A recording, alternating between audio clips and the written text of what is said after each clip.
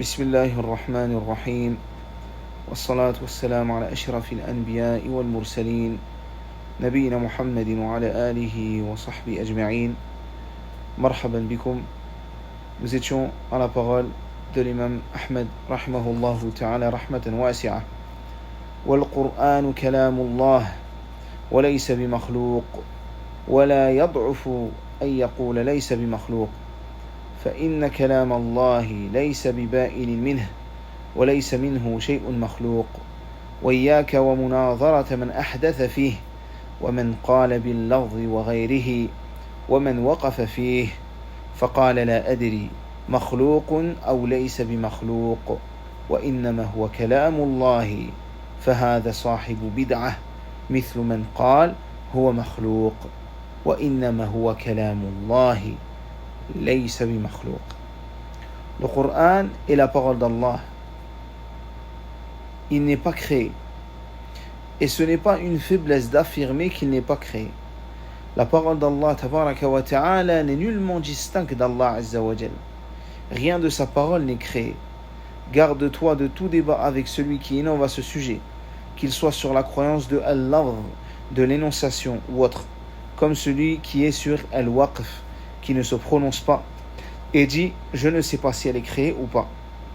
Je sais seulement que c'est la parole d'Allah. » Ce dernier est un innovateur, tout comme celui qui dit « La parole est créée. » Il faut s'en tenir uniquement à dire « C'est la parole d'Allah et elle n'est pas créée. » Et ici, ça peut paraître un peu flou au début, mais avec l'explication bi'idhnillah, yattadihu, cela va s'éclaircir. Le shir Zayd ibn Muhammad ibn Hadi al-Madkhali rahimahullahu ta'ala dit: voilà la croyance des gens de la sunna concernant le Coran et celle de ceux qui ont contredit la croyance des pieux prédécesseurs et des générations qui leur ont succédé. Le Coran fait partie de la parole d'Allah tabaraka wa ta'ala. La parole d'Allah est un attribut. La parole d'Allah azza wa jal sifatun min sifatillahi tabaraka wa ta'ala. C'est un attribut parmi les attributs d'Allah tabaraka wa ta'ala que nous attestons. Et nous attestons que cet attribut est un attribut d'Allah tabaraka wa ta'ala. Et le shir dit, nous avons vu dans Al-Aqid al-Wasitiyya, un livre de Cheikh al-Islam ibn Taymiyyah, qu'il a enseigné auparavant, car il donne ses cours à ses élèves à la base, que la parole d'Allah est en même temps un attribut d'essence, yani ici, sifatun dhatiyya, qui a toujours été et est permanent Allah azza wa jal. Yani un attribut qui a toujours été et qui est permanent. Comme par exemple, من الصفات الذاتية علم الله تبارك وتعالى, la science d'Allah تبارك وتعالى, ou قدرته, la capacité, la force d'Allah تبارك وتعالى, la puissance. Ce sont des attributs qui sont tout le temps Allah تبارك وتعالى. السميع, c'est l'attribut de Sama, le fait que Allah تبارك وتعالى il soit audient. Ici, donc, ce sont des attributs qui ont toujours été et qui sont permanents Allah azza wa jal. Et à côté, il y a les attributs qui sont des attributs d'action, yani qui ce qu'on appelle en arabe sifatun fi'liya. Et c'est un attribut qu'Allah tabaraka wa ta'ala fait quand il veut. Comme par exemple, al-nuzul, la descente d'Allah tabaraka wa ta'ala. Al-maji, la venue. Et il y a des attributs qui sont d'essence.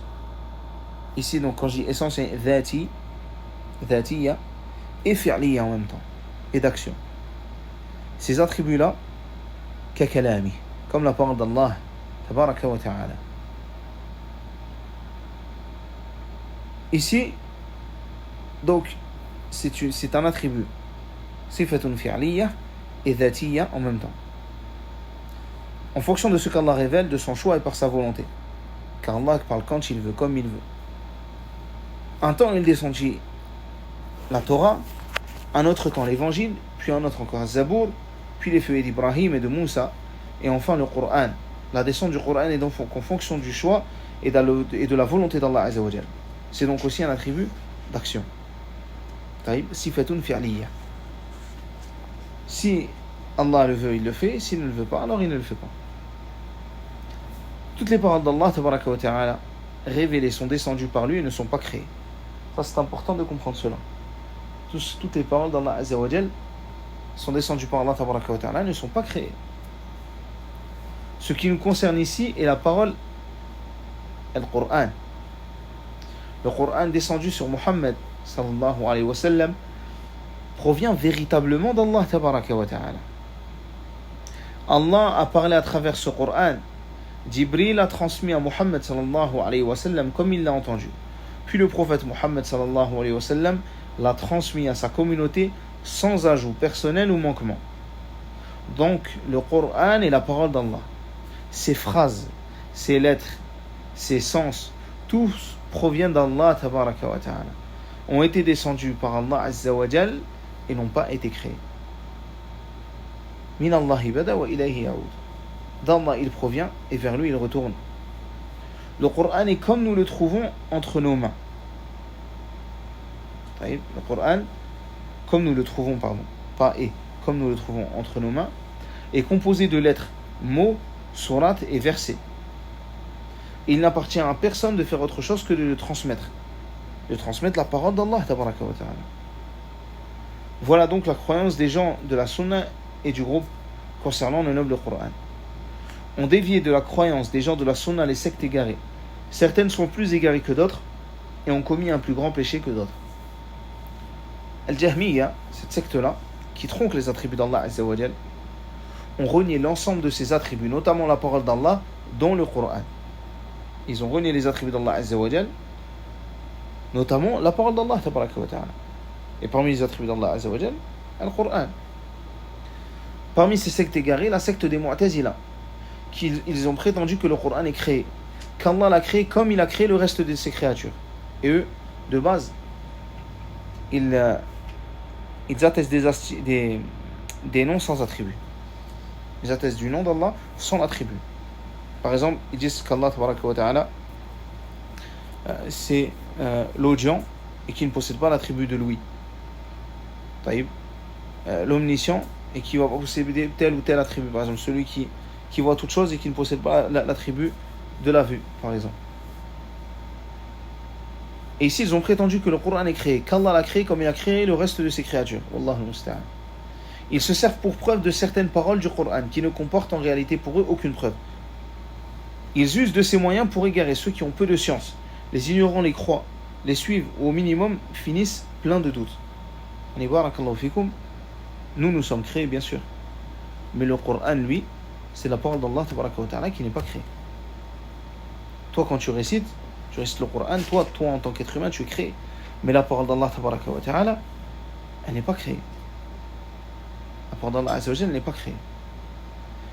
Et sur quoi ils ont bâti leurs innovations? Sur ce qui pouvait ressembler à des preuves. Car justement, la base chez les gens d'innovation, c'est d'essayer de trouver quelque chose qui peut ressembler à une preuve, qui est souvent d'ailleurs contre eux, mais qui peut être ambigu pour certains, et ils retournent cette preuve afin qu'elle ait le sens que eux ils ont envie qu'elle ait, pas le sens qu'Allah tabaraka wa ta'ala a voulu. Et par exemple, la parole d'Allah Azza wa Jal, Allahu khaliqu kulli shay wa huwa ala kulli shay'in wakil. Allahu khaliqu kulli shay. Ici, ils disent qu'Allah tabaraka wa ta'ala, c'est Allah tabaraka wa ta'ala dit dans le Coran, Allah est le créateur de toutes choses. Et de toutes choses, il est garant. Allah Azza wa Jal, il a utilisé le mot shay, le mot chose.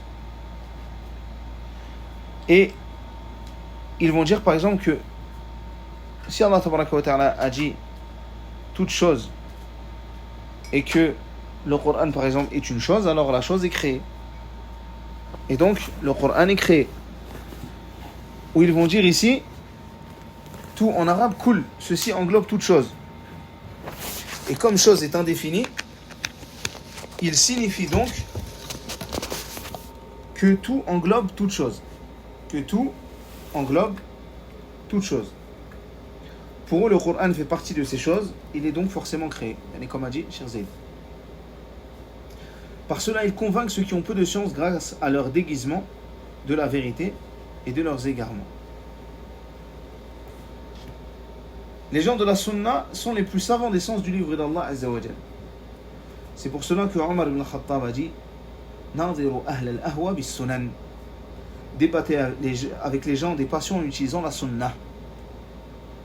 Les gens de la sunna sont plus savants du livre d'Allah Azza wa Jal que les gens de l'innovation et de l'égarement. Ce sont également les gens de la sunna qui répondent à leurs prétentions et leurs égarements, qu'ils déguisent aux gens. Ils usent de preuves sorties de leur contexte. Les gens de la sunna leur répondent à ces gens.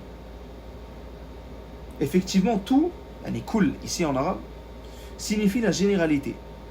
Cela englobe yani toute chose. Mais sa généralité est en fonction de ce à quoi il a été accroché, mis en relation. Et ils leur répondent avec la parole d'Allah Azza wa Jal concernant le vent qu'il a envoyé comme châtiment au peuple de Had.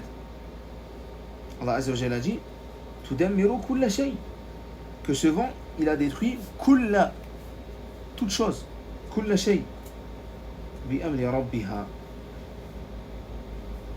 détruisant tout par le commandement de son Seigneur. Et la parole d'Allah Azza wa Jal dans ce verset, puis le lendemain on ne voyait plus que leur demeure. فَأَصْبَحُوا لَا يُرَى إِلَّا مَسَاكِنُهُمْ, si ce n'est leur demeure. كَذَلِكَ نَجْزِي الْقَوْمَ الْمُجْرِمِينَ, ainsi rétribuons-nous les criminels. Ici, puis le lendemain, on ne voyait plus que leur demeure, est sorti de la généralité du kul. Parce qu'Allah Tabaraka wa Ta'ala, il a dit quoi ici? Il a dit toutes choses. Donc les demeures aussi. Pourtant, les demeures, elles sont sorties du kul. Ainsi, Allah est le créateur de toutes choses, qui fait partie des créatures. Et Allah, ses noms et ses attributs sont incréés. Donc, toute chose qui fait partie des créatures. Mais l'exception, elle est où? Elle est qu'Allah, ses noms et ses attributs ne sont pas créés. L'affaire est donc claire pour les gens de la sunna. Et ceux qui la suivent ne le renient que les Jahmiyya et les Mu'tazila, qui ont justement voulu suivre leurs passions, suivre leurs égarements, et délaisser la sunna du messager d'Allah, salawatullahi wa salamuhu alayhi. Quant aux Ash'ira et ceux qui ont suivi leur sentier, ils ont dit la parole d'Allah est ma'na qa'imun bin nafs. Et subhanallah, ils ont voulu trouver autre chose, de différent d'eux, mais en même temps, ils restent dans l'égarement. C'est-à-dire ici, qu'elle n'est ni lettre, ni son, ni mot. Et ils ont suivi des analogies fausses qui sont interdites d'utilisation dans le chapitre des noms et les attributs d'Allah. Et eux, ce sont des gens, ces sectes-là, les Ash'ira, Mu'tazila, etc., ce sont des gens qui rentrent l'intellect dans des choses, des chapitres sur lesquels l'intellect n'a pas sa place. Pourquoi ont-ils dit cela? Ils disent que la parole a besoin de ce qu'on appelle al-wasila, d'un moyen. Lorsque tu parles, toi, tu parles avec ta bouche, tu as besoin de ta langue, de tes dents. Et eux, ils disent donc que la parole a besoin de ce qu'on appelle al-wasila, quelque chose qui va, un moyen, un intercesseur qui va être entre toi et cette langue. Pardon, qui va être entre toi et ce qui va être entendu de toi. Et cet intercesseur, c'est quoi? Ce moyen qui est entre les deux, c'est ta langue, comme je viens de vous dire. Les lèvres et la gorge, tout ceci fait partie des membres du corps. Ils disent donc que si nous attestons de la parole, alors automatiquement nous attestons de la présence de ces moyens. Si nous attestons de cela, alors forcément nous attestons de la présence du corps. En fait, ils mettent des choses qui encombrées, qui n'ont pas lieu d'être. Au lieu d'avoir foi d'une manière saine, Sami'na wa ata'na, nous avons entendu, nous avons obéi. Wa amanna, nous avons cru en ce qu'Allah tabaraka wa ta'ala nous a révélé. Eux non. Ils réfléchissent sur des choses qui ont entré à leur logique humaine faible et incomplète. Car cette logique ne comprend pas, cet intellect ne comprend pas toute chose. Et subhanallah, ils ont appliqué cela sur Rabbil Alamin, sur le Seigneur des mondes. Wallahu al-musta'an. Et comme ils veulent renier du coup la présence du corps, alors ils disent donc si nous attestons de cela, ça veut dire automatiquement que. Ils sont des gens qui réfléchissent sur des choses sur lesquelles on ne doit pas réfléchir. Et qui rentrent dans des choses dans lesquelles on ne doit pas rentrer.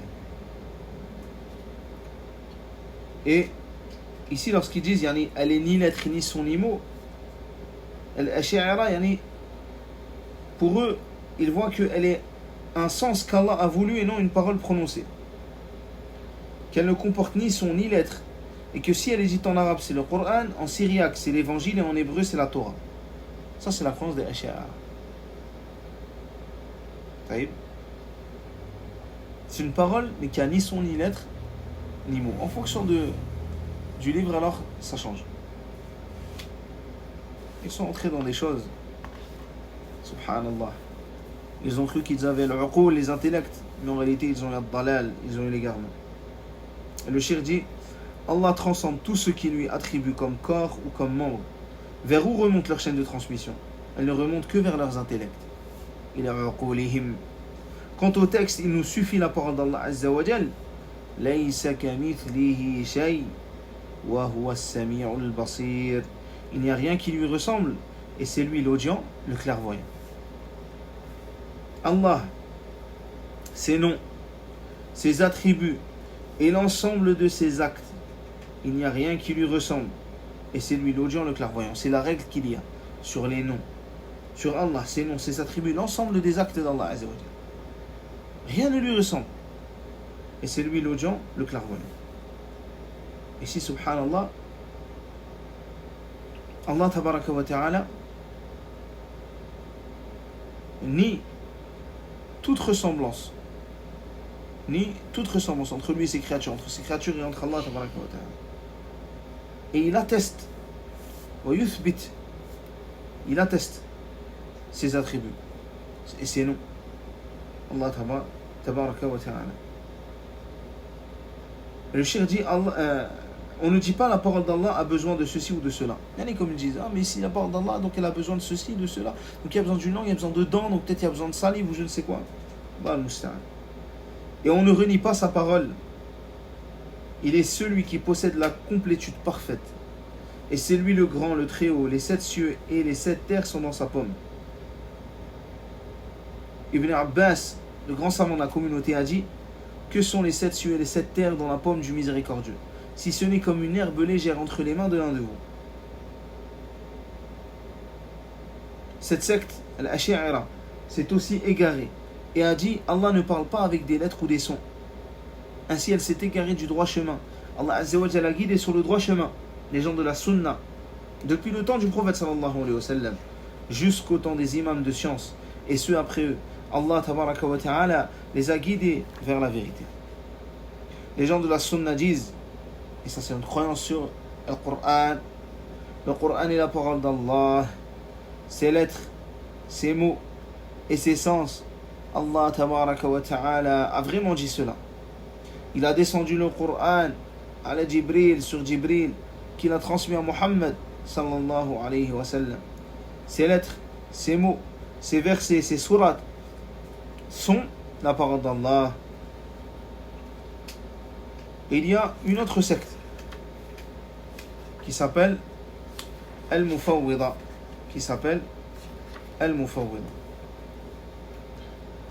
Ce sont ceux qui disent concernant le chapitre des noms et des attributs, nous ne comprenons pas l'essence.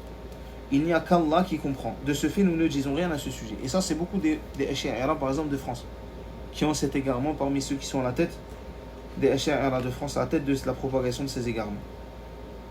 Et je pense que les noms qui vous viennent en tête sont les noms qui sont en train de, justement, d'être dans la mienne en ce moment même. Taïb. Le shir dit, ce sont ceux qui disent concernant le chapitre des noms et des attributs, nous ne comprenons pas le sens. Il n'y a qu'Allah qui comprend. De ce fait, nous ne disons rien à ce sujet. Nous lisons les textes seulement comme une lecture et on y croit. Ça c'est quoi? Al-Mufawwida. Mais on ne dit rien concernant le sens. Seul Allah les connaît. Ainsi, ils ont été appelés Mufawwida car ils ont fait ce qu'on appelle le tafwid. Le fait de dire ici que seul Allah comprend les sens. Ils ont fait cela là où il n'incombait pas de le faire. Pourquoi? Parce qu'il y a un tafwid qui lui est légiféré. Ce tafwid-là, c'est par exemple le fait de... Si on te pose la question, par exemple, comment est l'attribut d'Allah Azza wa Jal, de la main, par exemple, des mains, ou des yeux, allez, l'attribut, par exemple, du visage d'Allah, tabaraka wa ta'ala, là, tu dis quoi? Allahu a'lam. Toi, tu ne sais pas. Allah sait. Et toi, tu ne sais pas. Là, tu renvoies la connaissance à Allah, tabaraka wa ta'ala. Mais concernant le sens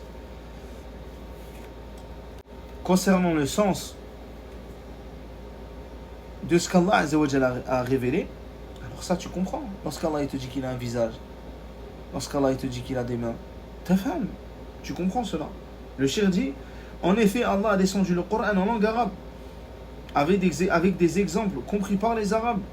Ainsi celui qui n'est pas arabe, il lui est ordonné d'apprendre la langue arabe, car elle est celle du Coran. Les gens et les textes, les sens, pas les gens, les sens et les textes relatifs aux attributs sont clairs. Il n'y a pas de texte concernant les attributs sans que leur sens ne soit clair comme le soleil pour les étudiants. Et pour celui qui a demandé la science. Parmi ces exemples, Ar-Rahmanu ala al-Arsh istawa, le tout miséricordieux s'est établi. Istawa, au-dessus du trône. Et il y a ici 4 sens pour l'istiwa.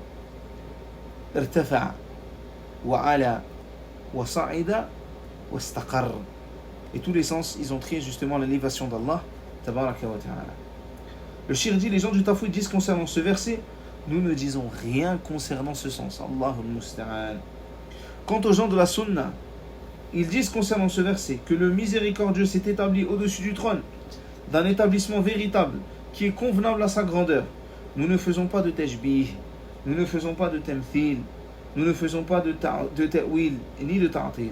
Ni nous faisons de ressemblance entre Allah tabaraka wa ta'ala et ses créatures, ni d'exégèse erronée qui contredisent le sens voulu par Allah Azza wa Jal, ni on rejette l'attribut et on le nie. Voilà le sens voulu dans ce verset. Il est compris avec facilité et c'est comme ceci pour l'ensemble des attributs. Les sens sont clairs. Si tu dis Inna Allah bi kulli shay'in alim, Allah est parfait connaisseur de toutes choses. Tu dis le texte contient l'attribut de la science, Allah Azza wa Jal, un attribut d'essence qu'on a vu sifat dhatiya qui est tout le temps là. Nous ne faisons pas de tashbih, de ressemblance entre Allah et ses créatures, tashbih ou tamthil, de ta'wil, d'exégèse erronée ou de ta'til, de reniement de l'attribut. Allah tabaraka wa ta'ala dit Laysa kamithlihi shay wa huwa as-sami'ul basir. Il n'y a rien qui lui ressemble et c'est lui l'audient, le clairvoyant. La même parole et la même règle sont de vigueur concernant l'ensemble des attributs d'Allah tabaraka wa ta'ala. Donc concernant les sens qui sont compris par les gens de science, les gens du tafwid, al-mufawwida disent nous ne comprenons rien de ces sens. Ils sont compris uniquement par Allah. Ils sont compris uniquement par Allah. Ça c'est ce qu'ils disent, Allah al-Musta'an. Ibn Taymiyyah a dit à leur sujet ce sont les plus mauvais des gens de l'innovation et de la propagation du mal. Ceux-ci car ils ont parlé sur Allah sans science. Ceux-ci car ils ont parlé sur Allah sans science. ولعلنا نقف على ذلك فبارك الله فيكم جميعا. On s'arrête ici. فضلكم الله. سبحانك اللهم وبحمدك أشهد أن لا إله إلا أنت أستغفرك وأتوب إليك.